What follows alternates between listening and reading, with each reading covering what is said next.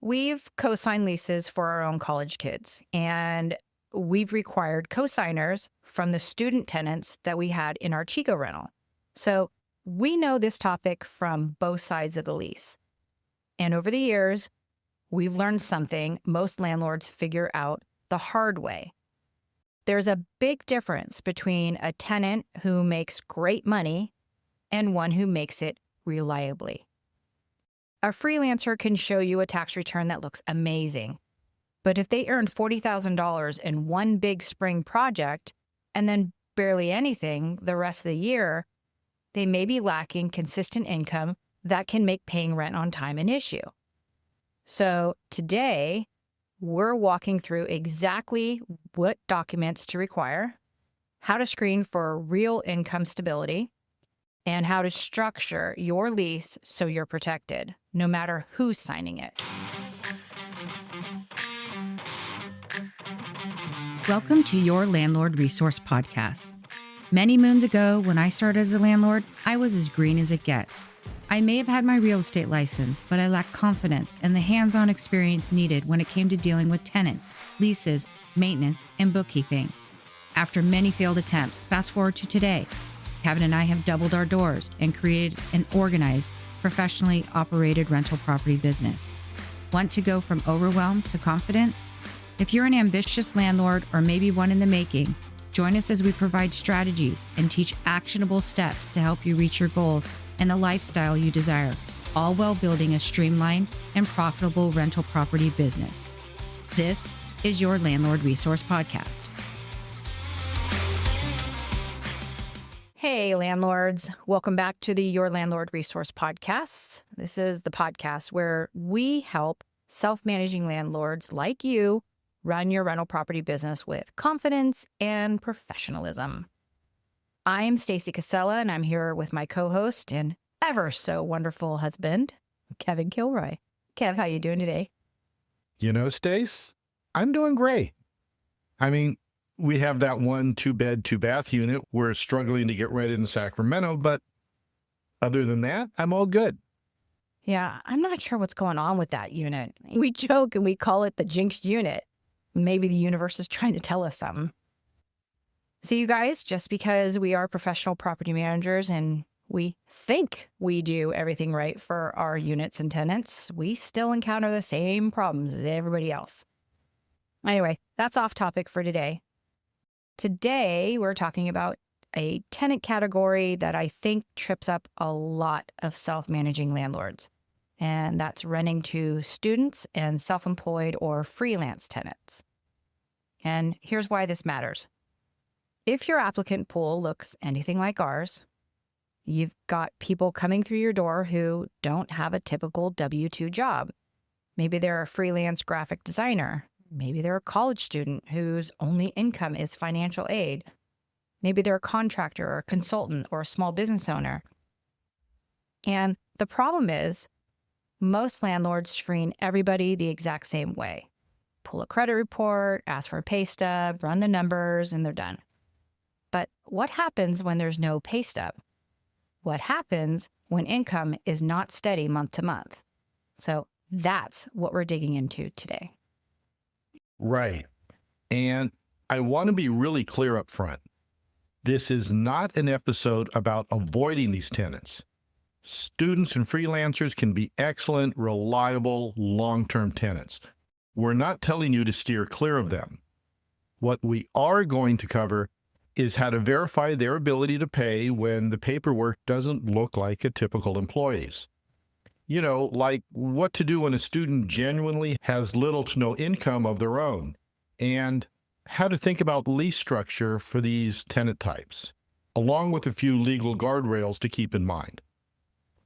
And one quick note before we dive in. Landlord-tenant law varies a lot from state to state and even city to city. Today, we're going to give you general principles that apply broadly across the country, but you've got to know your own state and local law on top of what we cover today. What's legal in one state may not fly in another. You got to know what you got to know. Anyway, So consider what we say today as general framework, and then go verify the specifics for wherever your properties are located. All right, let's get into it. So let's start with self-employed and freelance applicants, because this is probably the bucket that confuses landlords the most. Here's the core issue. A W-2 employee has income that's predictable. They make the same amount, same schedule, taxes are already withheld, and has an employer that you can call to verify. A freelancer or self-employed person might have made great money last year, but it didn't come in steady on a regular basis. So think about it this way. Someone can show you a tax return saying they made $85,000 last year, and that sounds great on paper. But what that number doesn't tell you is whether they made $7,000 a month like clockwork, or whether they made $40,000 in one big project in the spring and then almost nothing the rest of the year. Average income and reliable income are two very different things. And that's the distinction that you need to be screening for. Right. So here's what we actually ask for when we've got a self-employed or freelance applicant. First, we ask for the last 2 years of federal tax returns, specifically their Schedule C, since that's where self-employment income gets reported. Asking for 2 years lets you see a trend instead of just one snapshot. Second, 1099s if they have them, especially if they work with a handful of regular clients. Third, recent bank statements, both personal and business if they keep them separate. We'd recommend at least 3 to 6 months, and honestly, the longer the window, the better, because that's how you catch seasonal businesses. If someone's income is, say, tied to landscaping or event planning, looking at just 1 month could give you a completely skewed picture. Okay, fourth, a year-to-date profit and loss statement, so you can see how the current year is trending, not just history. And fifth, if they can provide it, a letter from their CPA or accountant verifying their income. Now, this is really the gold standard because a CPA is putting their professional license behind that verification. It's not just a number on a spreadsheet that the applicant typed up themselves. Yeah, and that's an important point.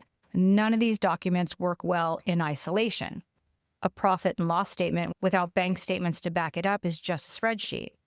A bank balance only tells you what they have today, not whether that income is sustainable. A tax return tells you about the past, not necessarily about right now.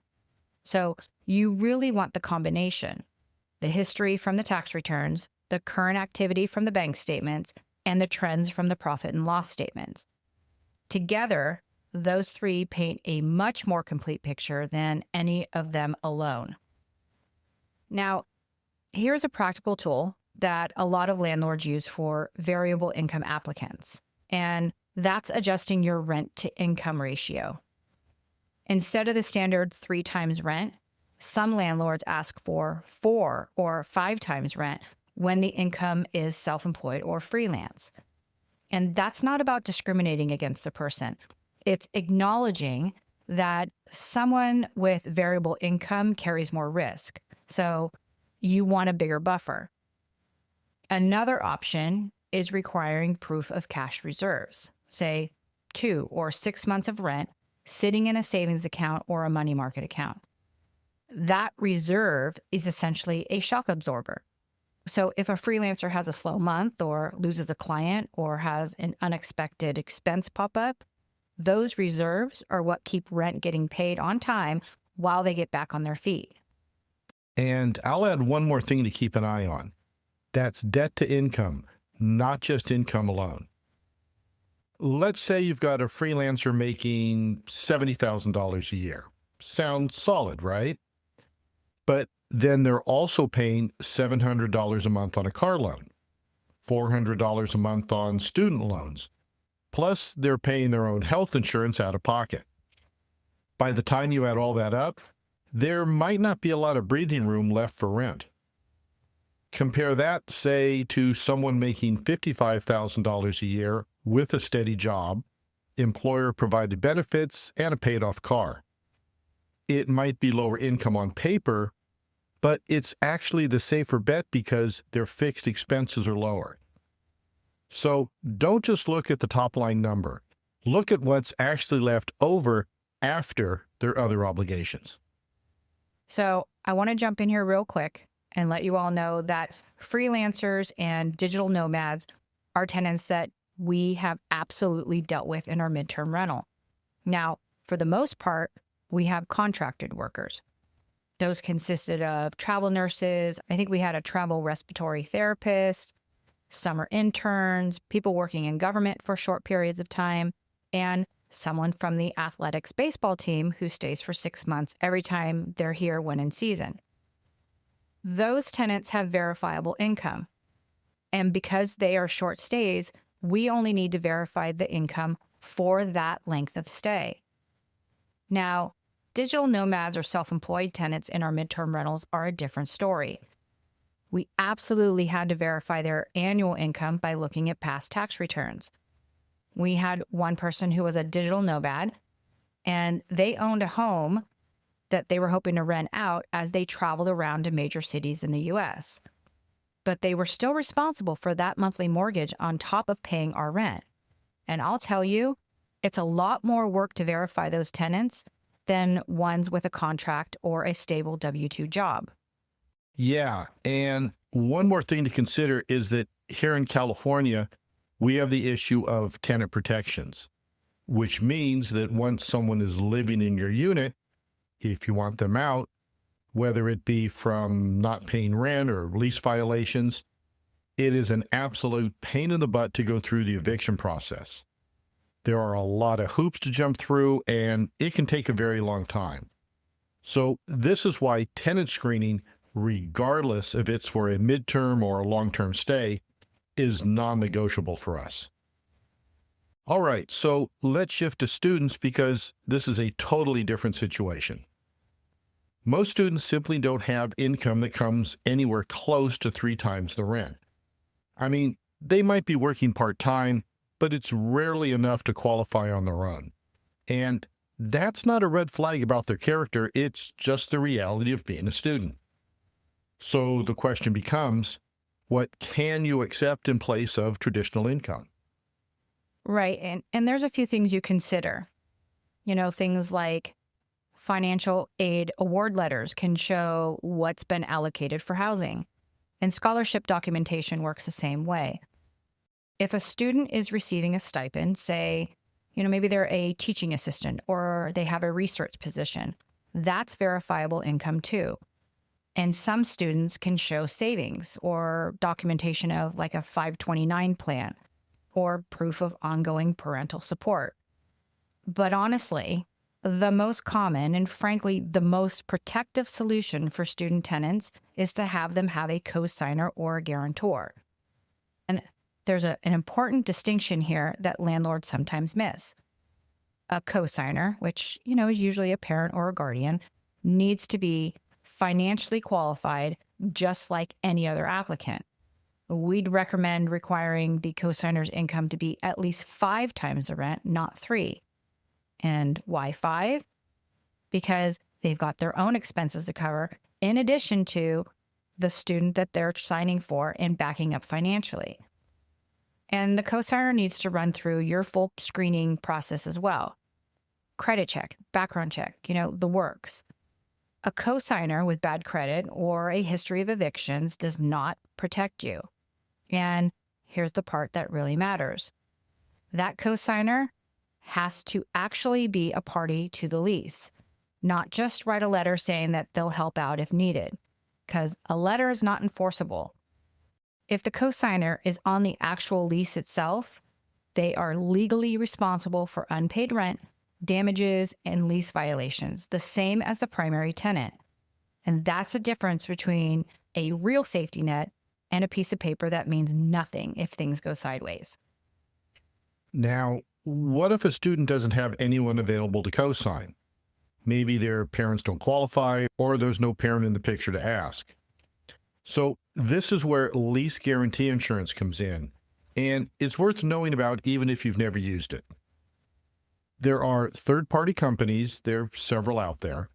They essentially act as a paid guarantor. The tenant, or sometimes the landlord, pays a fee. Often it's a percentage of the annual rent. And if the tenant defaults, the guarantee company pays out the landlord, similar to how a cosigner would cover unpaid rent. It really is a useful tool to have in your back pocket, especially for situations where a strong applicant just doesn't have a traditional cosigner available. Now, it's not free. The tenant or you have to absorb that cost, but it can be the difference between turning away a genuinely qualified renter and giving them a path to qualify. Yeah. And honestly, this is a great option to mention upfront in your listing or your application process as well. Letting applicants know that a guarantee service is an acceptable alternative to a cosigner can really widen your pool of qualified applicants without you taking on more risk. For us, we have a service available that is attached to our screening software called, I think it's like Lease Guarantee. I think that's what it's called. We use Tenant Alert to screen all of our applicants. And when it produces the report, it also grades the tenant on a score up to 100, with 100 being the perfect tenant. And with that scoring system, then it comes up with an offer for a lease guarantee that is discounted for the first 7 days. After that, the price goes up significantly. And we have not had to use it as of yet, but it's always nice to have that in case it's needed. Okay, now let's talk about legal considerations, because I know this might be where people get nervous. And I want to be upfront here. We're not attorneys, and landlord-tenant law is genuinely different depending on where you own property. What we can give you is a basic national baseline, and then you need to layer your own state and local rules on top of that. So here's the federal piece. The Fair Housing Act protects against discrimination based on 7 categories. That's race, color, national origin, religion, sex, familial status, and disability. That's at the federal level. Notice what's not on that list? Areas like occupation, employment type, source of income, or being a student. Those are not federally protected categories. But, and this is a big but, many states and cities have added their own protected categories on top of that federal list. Source of income protection is very common now, meaning a landlord can't refuse an applicant just because their income comes from, say, a housing voucher, disability benefits, or other public assistance. Some places extend protections further than that. So the practical takeaway is, don't assume that because something isn't covered federally, it's automatically fine everywhere. You need to check your specific state and even your specific city, because this is one of the areas where local law adds layers on top of the federal floor. Yeah, right. And regardless of what your local law specifically protects, here's the practice that protects you everywhere, no matter where your property is. As landlords, you don't screen the person. You screen the documentation. And what that means is you create one written, consistent set of qualification criteria, and then you apply it to every single applicant the exact same way. You're not saying no students. You're not saying no freelancers. You're saying, here's a documentation we require to verify ability to pay. And that requirement applies across the board. That approach protects you in basically every state, because you're never making a decision based on who someone is. You're making it based on whether they meet your standard criteria that's applied consistently. And that's a really important distinction. A couple of other things that vary a lot by state and are worth knowing exist, even though we're not going to get into specifics today, are the security deposit limits for where your rental is located and how much you're allowed to charge for an application or screening fee. Some states cap deposits at 1 month's rent. Some allow 2 to 3, and there's a few that don't cap them at all. Application fees often have caps too, and are sometimes tied to actual screening costs. And then there's rent control. Annual rent increase caps exist in a number of states and cities, but definitely not everywhere.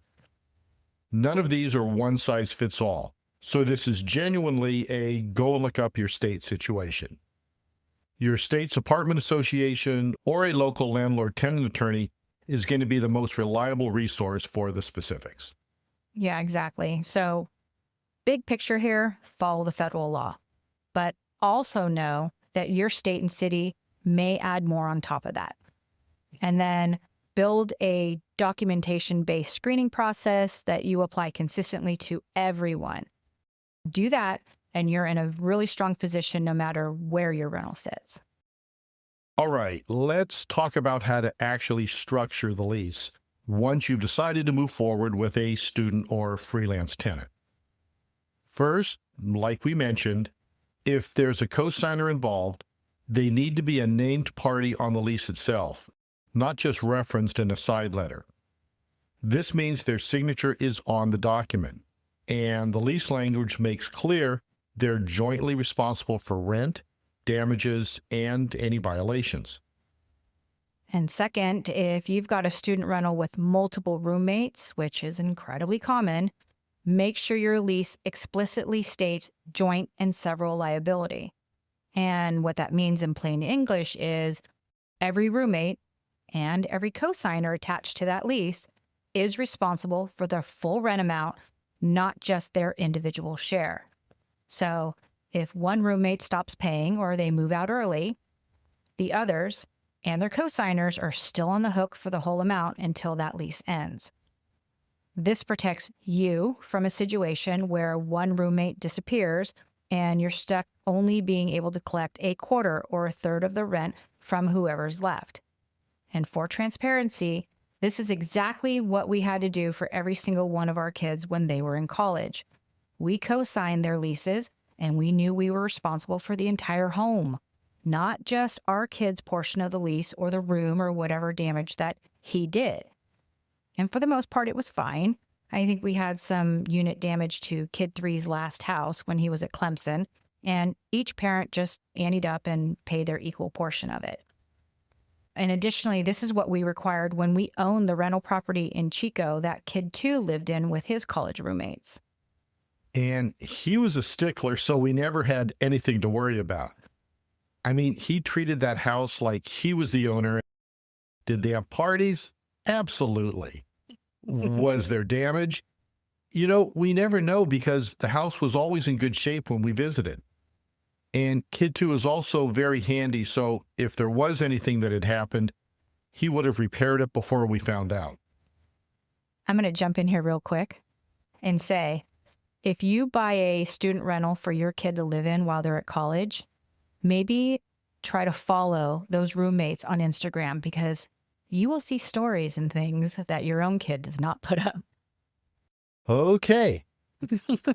Moving on. The third thing to consider for freelancers, which is something landlords don't always think about, is home-based work. Generally speaking, you can't prohibit someone from simply working from home. That's their right. But you can reasonably restrict things like regular client visits to the property, high foot traffic, structural modifications for a home office or a studio setup, signage, or any kind of commercial activity that goes beyond someone just sitting at a laptop.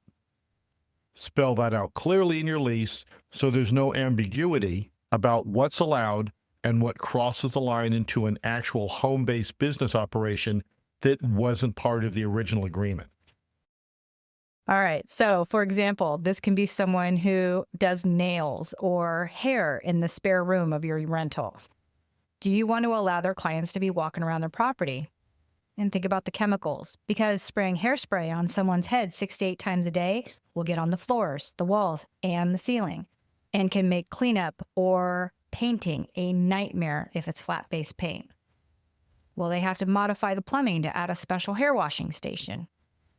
Or think about a mechanic that works from your garage. Imagine the oil stains you're going to have to deal with. Or a contractor who has multiple trucks and tools and machinery to store on your property. My brother was a contractor living in one of our family rentals, and he had all kinds of chemicals and flammable things in the garage. Is this something you want to deal with at your rental? Because if not, you need to make sure your lease is clear that certain home-based businesses are not allowed. All right, let's talk about actually managing these tenancies once someone has moved in. Routine inspections matter more with this tenant group, particularly with the students, simply because they tend to be younger, less experienced renters. And we don't mean to knock them. We had 3 boys who lived away from home during college. I think we added it up and it was a total of 15 separate years between all of them. So we are acutely aware of how students live. But on the flip side, this is part of the college experience, right? Everyone has to learn how to be a good tenant at some point. But periodic walkthroughs help you catch issues early. Things like unauthorized pets, unapproved roommates or subletters, or any property damage, and all before they snowball into bigger problems. So just make sure that you're following your state's specific notice requirements before entering. That's another one of those details that varies by state. Check your local laws on exactly how much advance notice that you are required to give. Now, for multi-roommate situations, it's worth spelling out expectations around noise and shared space directly in the lease or in a house rules addendum. Quiet hours, guest policies, or how shared spaces like kitchen and common areas are supposed to be maintained. Setting that expectation up front avoids a lot of friction down the road, both between you and the tenants and, frankly, between the roommates themselves. You know, we did an episode on roommates and why we don't prefer them, but that was more for our current properties and not the student or college-based ones we used to own. In that episode, we did give some really good points on how to avoid roommate disputes, like having them use a roommate agreement. So if you are interested in owning student housing, maybe go back and give episode 119 a listen. You can find it at yourlandlordresource.com/episode 119. And of course, we will link that in the show notes. Right. I mean, the title of that episode is focused on why we don't like roommates. But as always, we did talk quite a bit about how to handle them if you do have them as tenants. And then for student rentals specifically, you want to make sure to keep the academic calendar in mind when you're planning turnovers. Most student leases end in May or June, so start marketing that unit early. And I'm telling you, January is not too soon. The earlier you're in front of next year's applicants pool, the less vacancy time you're looking at between school years. When each of the kids were looking to get out of the dorms, we were signing leases for the following school year in February of the previous year. Yeah, I remember the first time we had to do that, I was like, the next school year isn't for another 7 months. But housing is very competitive, and if you have a rental in a prime college area, even if the current set of students living there are not renewing, you really shouldn't have a problem getting that property fully rented to a group of students not long after the new year hits. All right, let's wrap up with the big takeaways from today. Number 1, don't screen the person, screen the documentation. Build a consistent written policy and apply it to everyone.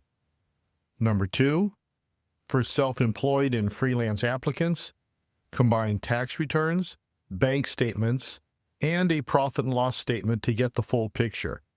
And consider a CPA letter as the strongest verification.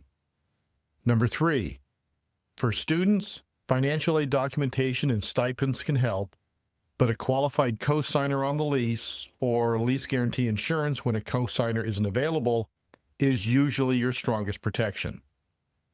Number 4, know the federal fair housing baseline, but don't stop there.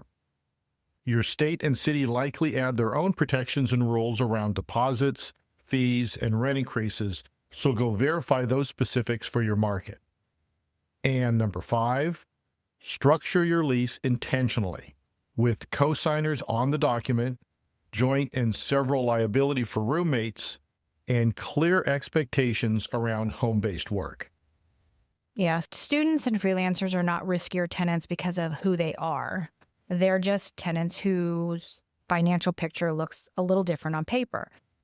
Once you know how to read that picture properly, you can screen them with just as much confidence as anyone else.